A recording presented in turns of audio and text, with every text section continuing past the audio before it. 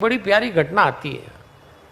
शंकर जी ने अपनी पत्नी को समझाया कि भगवान पे संदेह नहीं करते देवी, लेकिन नहीं माना और बोले परीक्षा लूंगी मैं।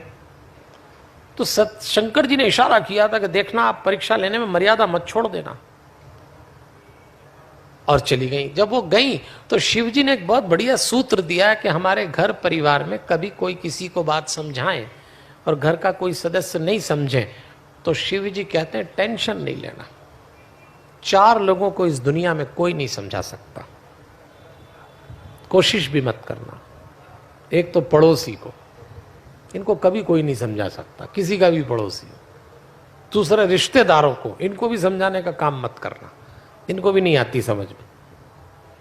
तीसरा पत्नी को, और चौथा पति को। ये कभी समझ ही नहीं सकते, ये अपने ही हिसाब से चलेंगे, आप कितनी अकल ठोक लो। तो भगवान शंकर को समझ में आया कि मैंने इसको समझाया, इसको समझ नहीं आया, तो आंख बंद करके बैठ गए। गोस्वामी तुलसीदास जी ने तो इस स्थान पे एक पंक्ति लिखी है, होई है सोई जो राम रची राखा, को करी तर्क बड़ा वही साखा।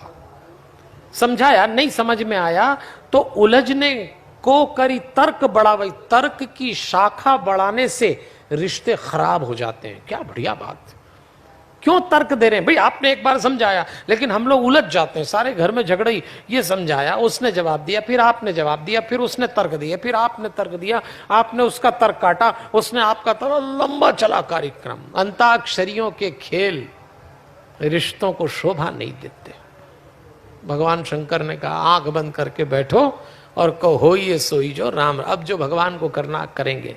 एक सीमा तक समझाया, नहीं समझ में आया कर। ये लौट के आई, भगवान शंकर ने आंख बंद करके देखा, पूछा क्या बात है, ले ली परीक्षा आपने? तो कहती है कछु न परीक्षा लीन गोसाई, मैंने परीक्षा नहीं ली, जबकि ली थी। और आदमी एक बार झूठ बोले तो दूसरा अपने आप निकलता है। फिर एक बार ऊपर की बटन गलत लगा बुशर्ट में तो नीचे तक गलत ही लगना है। पहले ही झूठ पे कंट्रोल कर लो आप, नहीं तो आपका पूरा डिजाइन बिगड़ना ही बिगड़ना है। तो पहले ही झूठ, तो दूसरा तो निकलना ही।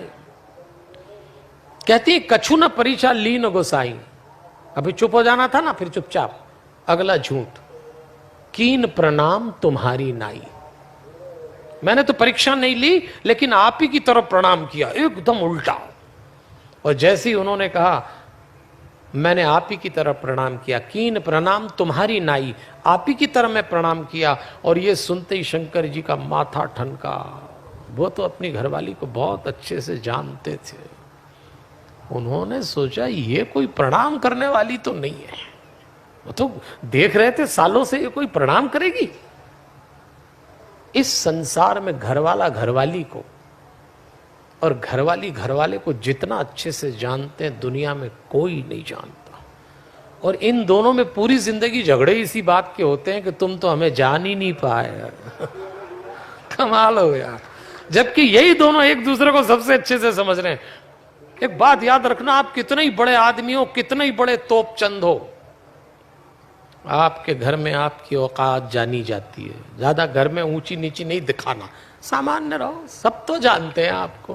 कितने ही बड़े आदमी हो, 2 कौड़ी की औकात हो जाती घर में अच्छे अच्छों। इसलिए ये दोनों एक दूसरे को जानते हैं। भगवान शिव ने कहा ये प्रणाम नहीं कर सकती। आंख बंद की, दृश्य देखा, तुरंत कहा अरे देवी ये क्या कर दिया आपने? सीता जी मेरी मां है, आपने इस देह से मेरी मां का वेश रखा, तो मैं आपके इस शरीर से अब दाम्पत्य के संबंध नहीं रखना चाहता, मैं आपका मानसिक त्याग करता हूं। देखते ही देखते रिश्ता खत्म हो गया। बताइए आप, भगवान शिव और सती का दाम्पत्य जीवन बिखर गया। हमें और आपको बचाने में कितनी ताकत लगेगी? उनका नहीं बचा। जरा इस पे विचार कर लें, क्यों ऐसा हुआ होगा? कोई सूत्र हाथ लग जाए तो काम आए, बहुतों को जरूरत है इस आइटम की। हाँ, बहुत लोगों को है, क्योंकि हम तो लोग मध्यम वर्गीय समाज में रहने वाले हैं, तो तोड़ने की भी इच्छा हो तो टूट नहीं पाता, कम वक्त। ये रिश्ता ही ऐसा है, इनका टूट गया। ध्यान रखिएगा, पति पत्नी का रिश्ता दूध और पानी की तरह होता है।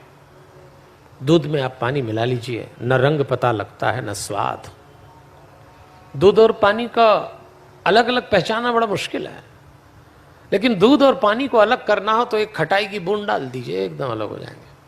पति पत्नी के बीच जिस दिन झूठ, छल, कपट और अहंकार का छींटा पड़ता है, बस ये रिश्ता देखते देखते टूट जाता है, और उनका भी टूट गया। इसलिए जिन्हें बचाना है वो थोड़े सावधान हो जाना चाहिए।